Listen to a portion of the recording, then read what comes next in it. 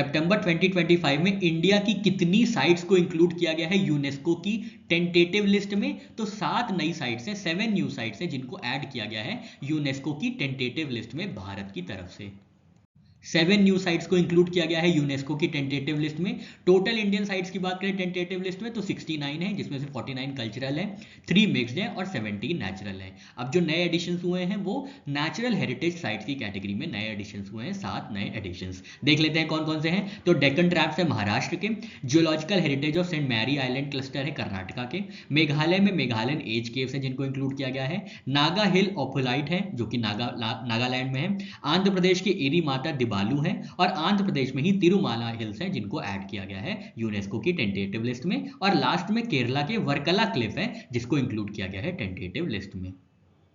सितंबर 2025 में प्रधानमंत्री नरेंद्र मोदी जी ने आसाम में कौन सा एक प्लांट इनॉग्रेट किया है? तो बैम्बू बेस्ड बायोइथेनॉल प्लांट है जो कि नुमालीगढ़ रिफाइनरी लिमिटेड द्वारा बनाया गया है गोलाघाट में, इसको इनॉग्रेट किया गया है प्रधानमंत्री नरेंद्र मोदी जी द्वारा। Rocket Dreams, Billionaires Power and the New Space Race के लेखक कौन होंगे? ये बुक है जिसका नाम है Rocket Dreams, Billionaires Power and the New Space Race. इसके लेखक हैं क्रिश्चियन डेवनपोर्ट। क्रिश्चियन डेवनपोर्ट ने लिखी है किताब जिसका नाम है Rocket Dreams, Billionaires Power and the New Space Race. Great Nicobar Island project की टाइमलाइन और एस्टिमेटेड कॉस्ट कितनी बताई जा रही है? तो 72,000 करोड़ का जो प्रोजेक्ट है वो है ग्रेट निकोबार आइलैंड प्रोजेक्ट, जो कि 30 साल में एग्जीक्यूट किया जाएगा ओवर फेज्ड मैनर। ठीक है, 30 साल में एग्जीक्यूट किया जाएगा इन फेज्ड मैनर और इसकी लागत है 72,000 crore. Great Nicobar Island project announce किया गया है प्रधानमंत्री नरेंद्र मोदी जी द्वारा, जहां पे इंटरनेशनल कंटेनर ट्रांसशिपमेंट टर्मिनल बनाया जाएगा, ग्रीनफील्ड इंटरनेशनल एयरपोर्ट बनाया जाएगा, गैस एंड सोलर प्लांट बनाया जाएगा और टाउनशिप डेवलपमेंट को बनाया जाएगा। इसका नाम है ग्रेट निकोबार आइलैंड प्रोजेक्ट और ये 30 सालों तक चलेगा जिसकी लागत है 72,000 करोड़ रुपए। 2025 में मणिपुर जू में पहली बार कौन से एक स्पीशीज को सक्सेसफुली ब्रीड किया गया है? तो एंशिएंट जायंट टॉर्टॉइज है जिसको पहली बार मणिपुर जू में सक्सेसफुली ब्रीड किया गया है। एंशिएंट जायंट टॉर्टॉइज जिसका साइंटिफिक नेम है मनोरिया एम्स फराए। क्या है ये? एशियन जायंट टॉर्टॉइज है। तो पहली बार सक्सेसफुल ब्रीडिंग हुई है एंशिएंट जायंट टॉर्टॉइज की मणिपुर जूलॉजिकल गार्डन मणिपुर में। कौन सी स्पीशीज है हमने देखा? एशियन जॉइंट टॉर्टॉइज है जिसका साइंटिफिक नेम है मनूरिया एमिस फायरी और इसका स्टेटस है आईयूसीएन रेड लिस्ट में क्रिटिकली एंडेंजर्ड। कौन सी एक कोलैबोरेटिंग ऑर्गेनाइजेशन है? तो इंडिया टर्टल कंजर्वेशन प्रोग्राम है जिसके अंतर्गत एशियन जॉइंट टॉर्टॉइज की सक्सेसफुल ब्रीडिंग हुई है मणिपुर जू में। Da Vinci robotic surgical system से ट्रेनिंग ऑफर करने वाला भारत में पहला गवर्नमेंट मेडिकल कॉलेज कौन सा है? तो पहला गवर्नमेंट मेडिकल कॉलेज है एम्स नई दिल्ली, जहां पे da Vinci robotic surgical system का इस्तेमाल किया जाएगा ट्रेनिंग ऑफर करने के लिए।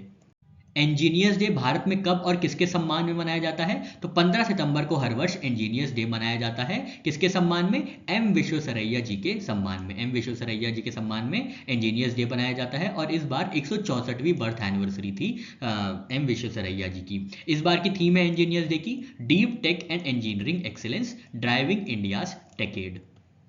वर्ल्ड बॉक्सिंग चैंपियनशिप में 57 केजी कैटेगरी में इंडिया की तरफ से गोल्ड किसने जीता है? तो गोल्ड मेडल जीता गया है जैस्मिन लंबोरिया जी द्वारा। कहां पे? वर्ल्ड बॉक्सिंग चैंपियनशिप में। कौन सी कैटेगरी में? 57 केजी कैटेगरी में।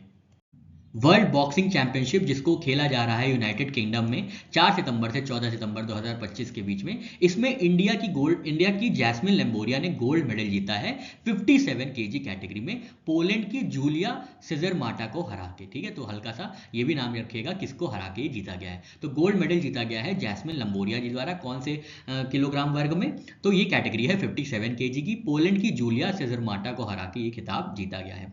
इंडिया में सिल्वर मेडल किसने जीता है वर्ल्ड बॉक्सिंग चैंपियनशिप में? तो नूपुर शेरॉन है जिन्होंने 80+ केजी कैटेगरी में सिल्वर जीता है पोलैंड की ही अगाटा कसमार्स्का को हरा के। ब्रोंज मेडलिस्ट किसने जीता है वर्ल्ड बॉक्सिंग चैंपियनशिप में? तो पूजा रानी जी हैं जो कि मिडिल वेट कैटेगरी को बिलोंग करती हैं, इन्होंने वर्ल्ड बॉक्सिंग चैंपियनशिप में ब्रोंज जीता है। तो इंडिया की ओवरऑल परफॉर्मेंस है 3 मेडल जीते गए हैं और सारे के सारे महिलाओं ने ही जीते हैं। मेंस कैटेगरी में एक भी मेडल नहीं आया है। 13 सितंबर 2025 को all India institute of Ayurveda के डायरेक्टर का पद किसने अज्यूम किया है? तो प्रोफेसर प्रदीप कुमार प्रजापति जी हैं जिन्होंने डायरेक्टर पद को नियुक्त किया गया है all India institute of Ayurveda नई दिल्ली के। इनका कार्यकाल 5 साल का होगा। सितंबर 2025 में इंडियन नेवी को डिलीवर किए गए दूसरे anti submarine warfare shallow water craft का क्या नाम है? इसका नाम है एंड्रॉथ। ठीक है, एंड्रॉथ क्या है? Anti submarine warfare shallow water craft, और ये दूसरा होगा, इससे पहले एक और आया है। एंड्रॉथ जो है anti submarine warfare shallow watercraft है, जिसको डिलीवर किया गया है 13 सितंबर 2025 को इंडियन नेवी को।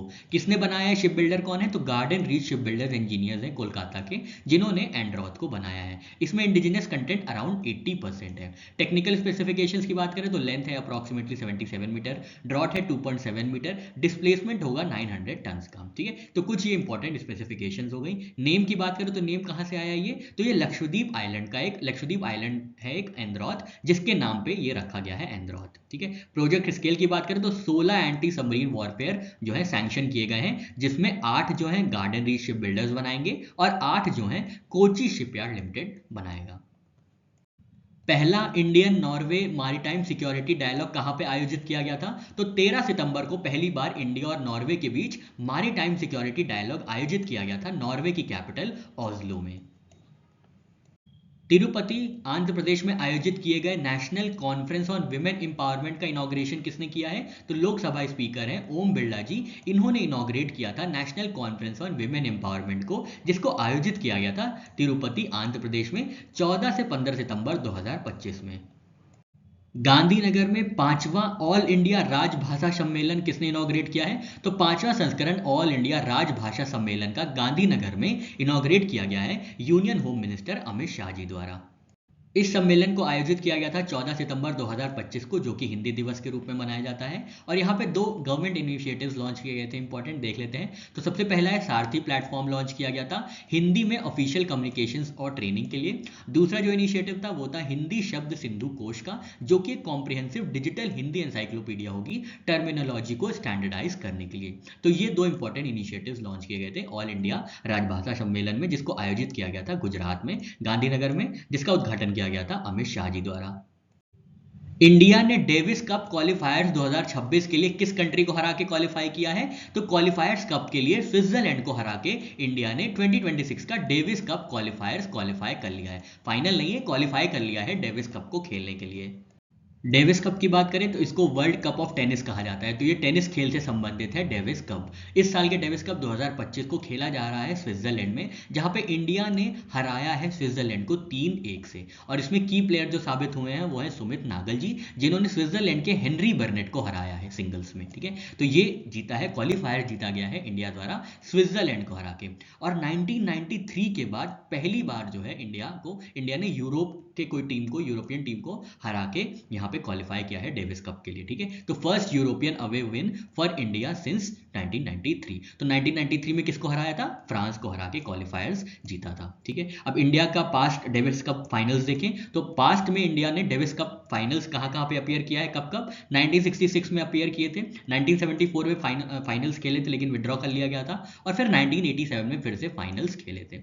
अब नेक्स्ट स्टेज क्या होगी? तो इंडिया जो है एंटर कर गया है 2026 के डेविस कप क्वालिफायर्स के लिए। अब नेक्स्ट ईयर देखा जाएगा कि अल्टीमेटली रिजल्ट क्या होता है।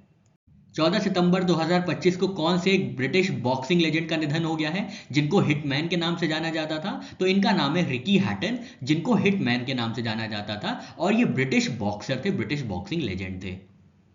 दुनिया में पहली बार एआई कैबिनेट मिनिस्टर 2025 में किस कंट्री में अपॉइंट किया गया है? तो सितंबर 2025 में अल्बानिया जो कंट्री है, अल्बानिया देश है, वहां पे पहली बार एआई कैबिनेट मिनिस्टर को अपॉइंट किया गया है। ये एआई बॉट होगा जिसको कैबिनेट मिनिस्टर का दर्जा दिया गया है। कहां पे? अल्बानिया में। और एआई मिनिस्टर का नाम क्या है? तो डिएला नाम है, डिएला मींस सन। इनको अपॉइंट किया गया है सितंबर 2025 में। अपॉइंटिंग अथॉरिटी है प्राइम मिनिस्टर एडी रामा, इन्होंने अपॉइंट किया है एआई कैबिनेट मिनिस्टर को पहली बार अल्बानिया के देश में। अगस्त 2025 में ICC men's player of the month का अवार्ड किसको मिला है? तो ये मिला है इंडियन क्रिकेटर मोहम्मद सिराज जी को, जिनको डीएसपी मोहम्मद सिराज के नाम से भी जाना जाता है। तो इनको ICC men's player of the month अगस्त 2025 के लिए इस अवार्ड से सम्मानित किया गया है। याद रखिएगा, अगस्त मंथ के लिए। अगस्त 2025 ICC women's player of the month का अवार्ड किसको दिया गया है? तो ये दिया गया है आयरलैंड की खिलाड़ी हैं ऑर्ला प्रेंडरगास्ट, इनको दिया गया है women's player of the month का अवार्ड अगस्त 2025 में। ठीक है, तो ये विमेंस प्लेयर हो गया। अभी हमने मेंस प्लेयर देखा था जो मोहम्मद सिराज जी को दिया गया था। तो ये आयरलैंड की खिलाड़ी हैं ऑर्ला प्रेंडरगास्ट, जिनको ICC women's player of the month for अगस्त 2025 के अवार्ड से सम्मानित किया गया।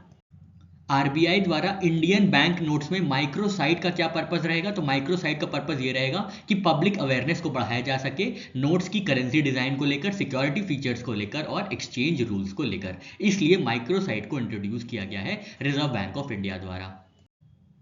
रिजर्व बैंक ऑफ इंडिया ने माइक्रोसाइट यूआरएल लॉन्च किया है, जिसका पर्पस ये होगा कि पब्लिक अवेयरनेस बढ़ाई जा सके इंडियन बैंक नोट से रिलेटेड, डिजाइन से रिलेटेड, सिक्योरिटी फीचर्स और एक्सचेंज रूल से रिलेटेड जो भी अवेयरनेस है उसको बढ़ाया जा सके।